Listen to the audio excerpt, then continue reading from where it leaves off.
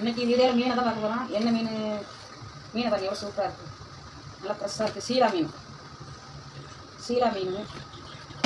இது மத்தி, மத்தி மீன் சின்ன மீனாக இருக்குது. இதை எப்படி க்ளீன் பண்ணுறதுன்னு பார்ப்போம். இது சைடில் உள்ள முள்ள போகிறது வெட்டி க்ளீன் பண்ணிடணும்.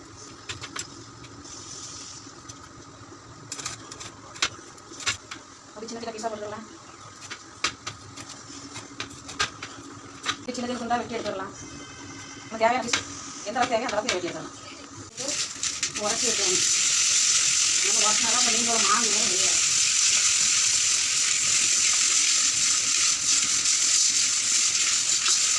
கழுவி 2-3 தண்ணியில் கழுவி எடுத்துக்கணும்.